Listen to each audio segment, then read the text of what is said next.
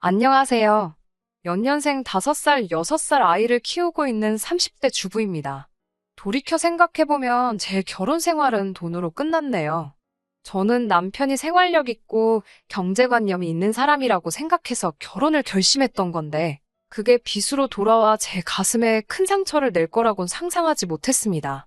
저는 서울에서 대학교를 졸업한 뒤 교수님의 권유로 영국에서 2년 정도 유학을 했어요. 유학을 마치고 한국에 돌아와서 공부를 좀 더 할까 고민하다 우연한 기회로 광고회사에 들어가게 되었습니다. 그렇게 직장 생활을 하다가 남편을 소개받았어요. 남편은 당시 중견기업을 다니는 평범한 회사원이었습니다. 2년 정도 연애를 하다 자연스럽게 결혼 이야기가 나왔어요. 결혼 이야기가 나오면서 연애할 때는 굳이 말하지 않았던 서로의 집안 사정을 좀 더 자세히 알게 되었습니다. 제 경우 제가 비록 해외에서 유학을 한 경험까지 있어도 친정이 경제적으로 유복한 편은 아닙니다. 저희 아버지는 중소기업을 다니시다 얼마 전 은퇴를 하셨고 지금은 건물 관리인으로 일하고 계시고 어머니는 평생을 전업주부로 사셨어요. 두 분 재산이라고 해봤자 지금 살고 계신 아파트와 적금 얼마가 전부인 걸로 알아요. 제가 결혼할 때는 그래도 친정아버지가 회사 생활을 하고 계셨기 때문에 지금보다는 상황이 조금 더 좋았네요. 남편 쪽도 저희랑 별반 다르지는 않았어요. 시아버지는 당시 이미 은퇴를 하신 상황이었고, 시어머니가 마트에서 일을 하고 계셨습니다. 그리고 결혼한 신우는 따로 살고 있었고요. 남편이 한 달에 50만 원씩 보내주고 있었더라고요. 결혼은 현실이었기에 이런 서로의 상황을 고려하지 않을 수 없었습니다. 다행히 어느 한쪽이 심하게 기우는 느낌도 아니었고 양가 어르신들의 요구사항도 많지 않아서 결혼식까지 아무 문제 없이 원만하게 진행되었습니다. 다만 남편은 자기가 전세보증금을 해올 테니 저더러 결혼식 비용 및 하객 식사 비용을 부담하는 게 어떠냐고 하더군요. 저는 둘 다 반반하자고 했는데 남편이 아니라고 자기가 전세보증금을 하겠다고 계속 우기더라고요. 나중에 친한 친구에게 이야기를 하니까 친구는 농담하듯이 전세보증금은 어디 사라지는 돈이 아니지만 결혼식 비용은 내면 끝이라서 그런 거 아니냐고 했는데 돈 타령만 하는 남편의 실체를 알게 된 지금 생각해보니까 진짜 친구 말이 맞는 것 같습니다. 자기 딴에는 그건 돌려받는 돈이니까 낫다고 생각한 거예요. 아무튼 제가 벌써 결혼한 지 벌써 몇 년인데 그동안 남들이 다 겪었을 법한 시시콜콜한 이야기는 하지 않겠습니다. 제가 결정적으로 남편과 이혼하게 된 사연만 말씀드릴게요. 저희는 결혼할 때 신혼은 한 1, 2년 정도 즐기고 아이를 갖자고 서로 이야기가 된 상황이었어요. 그런데 어쩌다 보니 결혼하고 얼마 지나지 않아서 바로 아이가 생겼습니다. 계획보다 빨리 찾아온 임신이었지만 당연히 행복했어요. 남편도 기뻐했고 양가 어른들도 다 축하해 주셨습니다. 그런데 제가 입덧이 너무 심했습니다. 친정어머니를 비롯해 주변 사람들 모두 저처럼 입덧이 심한 건 처음 본다고 하더라고요. 제가 다니던 회사에도 당연히 출산휴가며 육아휴직의 제도가 있었지만 그 제도를 이용한다는 게 그때는 지금보다 더 힘들었어요. 저는 도저히 직장 생활을 할 수가 없었습니다. 출근하면 화장실에서 보내는 시간이 더 많은 느낌이었고, 비록 팀원들이 저에게 따로 불평불만을 표현하진 않았어도 제가 너무 눈치가 보여서 하루 종일 가시방석에 앉아있는 기분이었으니까요. 특히 광고회사가 트렌드에 민감하고 끊임없이 창의력이 요구되는 곳인데 저에겐 새롭고 특별한 어떤 걸 생각해낼 만한 정신적 여유는 고사하고 당장 눕고 싶고 앉고 싶을 뿐이었습니다. 한두 달 정도는 어떻게 버텨냈는데 더는 안 되겠어서 남편에게 사표를 쓰겠다고 했어요. 그리고 솔직히 그때만 해도 남편이 먼저 관두라고 해줄 줄 알았는데 아무런 말이 없어서 이미 서운한 상황이었거든요. 제가 퇴사하겠다 하니 남편은 난처하다는 듯이 결혼할 때 애 가지면 회사 관둘 거라고는 안 했지 않냐며 기왕 버티기 시작한 거 좀만 더 버텨보면 안 되냐고 하더라고요. 제가 당장 식사도 제대로 못하고 거의 울면서 출퇴근을 하는 걸 뻔히 알면서도 저렇게 나오니 얼마나 서운했는지 모릅니다. 저는 지금 나를 보고 그런 말이 나오냐고 신경질적으로 맞받아쳤어요. 내가 지금 다른 남자 애를 가진 것도 아니고 당신 애를 갖고 이렇게 고생을 하는데 어쩜 그렇게 섭섭한 말만 골라서 하냐고 했더니 자기가 생각해도 미안했는지 금세 또 사과를 하긴 하더라고요. 그렇게 결국 퇴사를 하고 어쩌다 보니 연년생으로 아들 둘을 낳게 되었습니다. 사실 첫째 낳고 얼마 되지 않아 바로 둘째를 갖게 되면서 친정어머니가 많이 도와주셨어요. 그런데 이때 정말 남편에게 많이 실망했습니다. 친정어머니는 오시면 애만 봐주시는 게 아니라 청소도 해주시고 반찬도 해주시고 솔직한 말로 가사도우미 아주머니들보다 더하면 더했지 일을 덜하지 않고 가셨어요. 그래서 제가 남편에게 얼마씩이라도 용돈을 드리면 좋겠다 했는데 남편은 우리가 오시라고 한 것도 아니고 자기 혼자 외벌이 하는데 자기 불쌍한 건 안중에도 없냐고 하더라고요. 그렇게 나오는 남편이 야속하고 치사해서 제가 모아둔 돈에서 얼마씩 드리다가 그 돈이 다 떨어지고부터는 드릴 게 아무것도 없어. 나중에는 그냥 오지 마시라 했습니다. 그 뒤에는 아쉬운 대로 시어머니더러 도와달라 하니 시어머니가 와서 봐주시기는 했는데 시어머니랑 친정어머니랑 당연히 같을 리가 없지요. 일단 제가 너무 부담스러워서 뭐 부탁드릴 수도 없고 오히려 신경이 쓰여서 스트레스만 더 받는 기분이라서 그렇게 몇 번 부탁드리다가 결국 얼마 지나지 않아 이제 안 오셔도 된다고 했어요. 그렇게 결국 거듭된 출산과 독박 육아로 제 삶은 지칠 대로 지쳐갔습니다. 나도 한때는 잘 나가는 커리어 우먼이었는데 어쩌다 이렇게 된 건가 싶었어요. 애들 커가는 모습을 위안 삼아서 어찌저찌 버티긴 했지만 사실 무엇보다 남편의 배려 없는 말투에 상처를 많이 받았습니다. 아이들이 자라는 동안 남편은 손가락도 까딱 안 하면서 툭하면 집에서 이런 것도 안 하고 뭐 했냐, 저건 왜 안 했냐며 비하 발언을 해댔어요. 제가 한 번씩 왜 사람을 무시하냐고 받아치면 절대로 자기가 잘못했다고 인정을 안 하더라고요. 뿐만 아니라 시어머니도 하나뿐인 아들이 외벌이 하는 게 그렇게 못마땅하셨는지 저만 보면 싫은 티를 내시더라고요. 평소에 땀이 많은 남편은 겨울에도 장갑 끼는 걸 별로 안 좋아하는데 지난 겨울이 많이 추웠잖아요. 그렇다 보니 남편 손이 많이 텄더라고요. 제가 그렇게 로션 좀 발라라 장갑 좀 껴라 해도 고집이 세서 들은 척도 안 하더니 손이 불긋불긋해졌었는데 연말에 가족 모임을 하다가 시어머니가 그걸 보셨습니다. 시어머니는 정말 화가 가득한 눈으로 남편 손과 저를 연신 번갈아 보시더니 너는 집에서 애 키우고 살림만 하는 애가 밖에서 고생하고 들어오는 남편한테 설거지라도 시키는 거냐며 호통을 치시더군요. 저희 남편, 저랑 결혼한 이후로 정말 부엌에 자기 라면이나 끓여 먹으러 한 번씩 들어가지. 설거지는 무슨 시어머니 이야기를 듣고 있는데 어이가 없더라고요. 그래서 제가 어머님 아들이 설거지를 한다고요. 저는 금시초문인데요. 하니까 남편도 멋쩍은지 이거 추워서 튼 거라며 신경 쓰지 말라고 하더군요. 시어머니는 저한테 사과는커녕 아무튼 당신이 제 평소 행실을 다 눈여겨보고 있다며 밖에서 돈 벌어오느라 고생하는 남편한테 시덥잖은 일 시키지 말라고 아주 당부를 하시더라고요. 그러다 얼마 전부터 아들 둘 다 동네에 있는 어린이집에 다니면서 저에게도 여유 시간이 생겼습니다.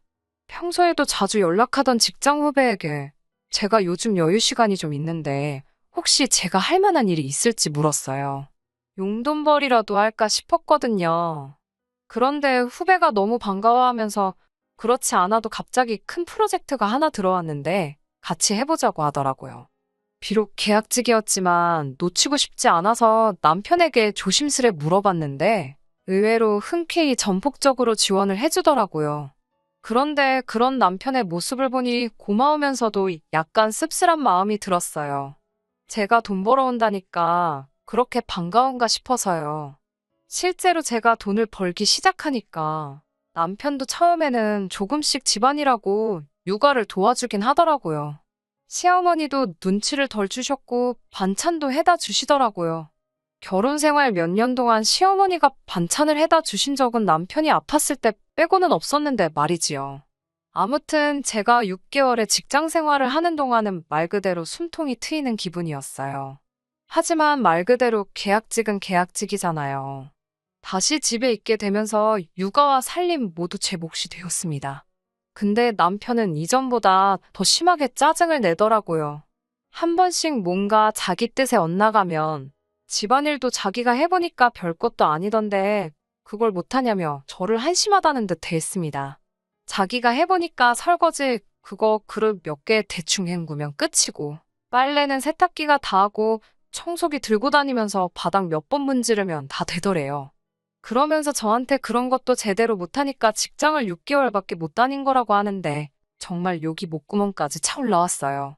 나도 지랑 결혼만 안 했으면 계속 직장 생활하면서 커리어우먼으로 살 수 있었는데 그런 생각도 들고 아니 내가 지금 어디서 자식을 낳아온 것도 아니고 지 자식들 키우느라 이렇게 고생하고 있는데 저 인간은 그런 건 하나도 안 고마운가 싶고 별별 생각이 다 들더라고요.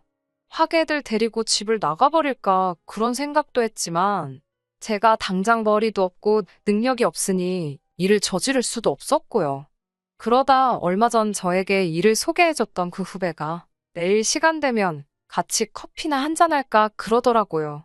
마침 며칠 전 친정 부모님이 손주들 보고 싶다 하셨기에 애들은 친정에 맡겨놓고 만나면 되겠다 싶더라고요. 그렇게 후배를 만났는데 후배가 하는 말이 전에 같이 일할 때도 느낀 거라면서 제가 회사 다닐 때는 그렇게 예쁘게 하고 다니더니 지금은 왜 이렇게 말랐냐며 속상해 하더라고요. 맨날 돈 타령하는 남편 때문에 네일 아트는커녕 머리하러 미용실 가는 것도 큰 마음 먹고 가곤 그랬어요. 옷 하나 사 입어도 벌어온 돈 허투루 써제낀다 이러쿵 저러쿵 말이 많아서 입던 옷 돌려가면서 입고 그랬습니다. 그래도 깔끔하게 하고 다녀서 남들이 모를 줄 알았는데 다 티가 났나 보더라고요. 후배 말을 듣고 있는데 창피하면서도 뒤통수를 한 대 맞은 것처럼 정신이 들더라고요. 내가 왜 이렇게 살고 있나 싶으면서 이건 아니다라는 어떤 깨달음이 딱 느껴졌어요. 저는 후배에게 정말 부탁인데 어디든 좋으니까 일할 데 없겠냐고 한 번만 더 도와달라고 했습니다. 그러자 후배는 기다렸다는 듯이 그럼 자기랑 같이 해보자고 그러더군요. 그게 무슨 말이냐고 하니까 자기가 이번에 나와서 회사를 차리는데 마음 맞고 능력 있는 몇몇 주변 사람들하고 함께 시작하려고 그런다면서 마침 제가 그렇게 생각이 났다고 하더라고요. 후배가 제안한 연봉과 복지는 대기업 뺨치는 수준이었습니다. 고민할 거 없이 당연히 그 자리에서 좋다고 했고 그렇게 이번엔 정직원으로 취직을 하게 되었습니다. 그리고 그날 밤 남편에게 낮에 있었던 일을 이야기했어요. 그런데 저번엔 그렇게 좋아하고 전폭적으로 지지해주던 남편이 기대와는 영 다른 반응을 보이더라고요. 한다는 말이 여자가 그렇게 일한다고 밖으로 싸돌면 애들은 누가 키우냐고요. 그래서 애들도 이제 제법 커서 금방 유치원 가고 학교 갈 거고 그래도 도움이 필요하면 우리 친정어머니가 도와주실 수도 있다고 하니까 그럼 또 장모님 돈 들이자고 할 거 아니냐고 그래요. 그러면서 할머니가 자기 핏줄 봐주는데 왜 돈을 줘야 하냐면서 자기는 그게 이해가 안 된다고 그러더군요. 저희 친정어머니 한 번도 저한테 돈 이야기 먼저 하신 적 없고 오히려 맨날 물려입는 둘째 안 됐다고 옷 사주시고 애들 간식 사주시고 그러시거든요.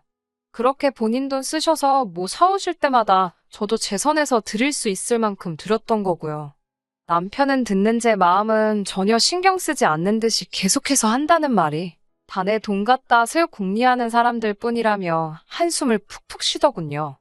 그래서 제가 아니 이제 나도 돈 벌 건데 왜 그런 식으로 말하냐 하니까 너 뭐 그거 가서 몇 달이나 버티겠어라며 옛날 일을 끄집어내더라고요. 다른 여자들은 양수가 터질 때까지도 출근해서 일하고 그런다는데 넌 몇 달도 못 버티고 그냥 때려치고 근성이 없다나요. 그래서 이번에도 안 봐도 뻔하다고 빈정거리더군요. 그러면서 계속 한다는 말이 그때 정신력으로라도 좀만 참았어 보라고. 그럼 지금 직급이 얼마나 높아지고 돈도 얼마나 많이 벌어오고 있겠냐며 절 생각하면 답답해서 속이 터진대요.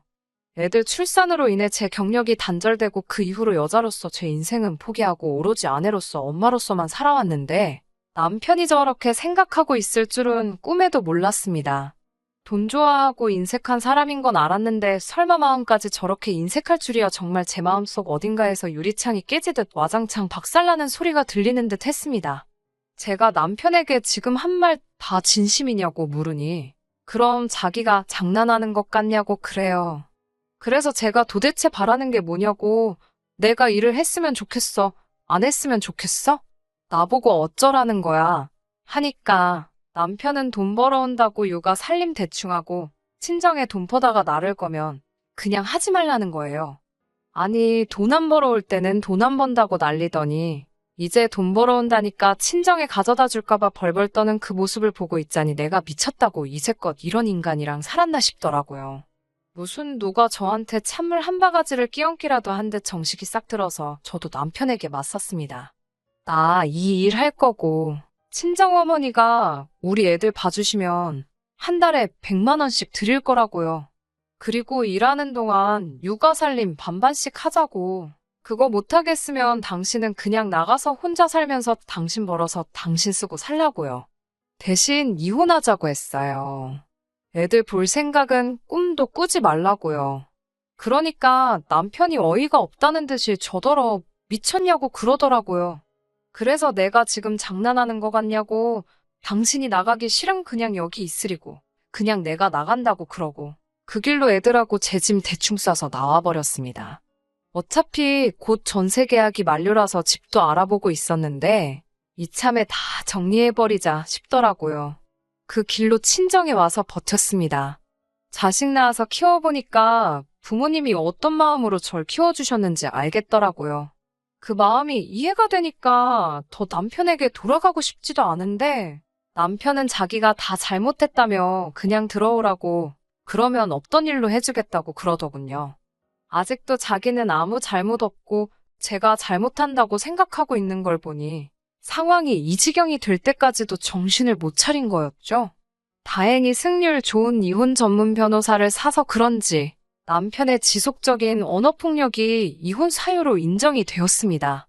그래서 많이는 아니지만 위자료도 받고 양육권도 제가 가져왔습니다. 양육권은 순순히 포기하던 남편이 위자료 청구를 받고서는 개거품을 무는데 저런 걸 남편이고 애들 아빠라고 참고 산 세월이 아까워서 죽겠더라고요. 하지만 이제라도 제 인생 멋지고 화려하게 살아보려고 합니다. 친정부모님도 애들은 걱정하지 말고 제 뜻을 실컷 펼쳐보라고 하시네요. 아이들이 있는 상황에 이혼이라는 결정이 쉬운 것만은 아니었습니다. 하지만 하고 나니 아무것도 아니네요. 오히려 후련하다고 할까요? 잘은 모르겠지만 저와 같은 상황에 처했거나 같은 고민을 하시는 분들이 분명히 있을 거라 생각됩니다. 아이들을 위해, 가족을 위해 자기 한 몸 희생하는 것이 무조건 나쁘다는 말은 아니지만 무조건 참고 사는 것만이 답이 아닐 때도 있다고 생각합니다. 저도 그동안 보지 못했던 제 인생의 새로운 길이 보이는 것 같아요. 다른 사람들을 위해 자신을 포기하는 것 또한 정답이 아니라고 생각합니다. 저도 뒤늦게나마 제 인생에서 가장 현명한 결정을 내린 게 아닐까 하는 생각이 들어요. 다른 분들도 제 사연 들으시고 용기 내주셨으면 하는 마음으로 이렇게 제 이야기는 끝내도록 하겠습니다. 끝까지 들어주셔서 감사합니다. 오늘의 사연은 여기까지입니다. 구독과 좋아요, 알람 설정 부탁드리고 더 좋은 사연으로 다시 찾아뵙겠습니다. 감사합니다.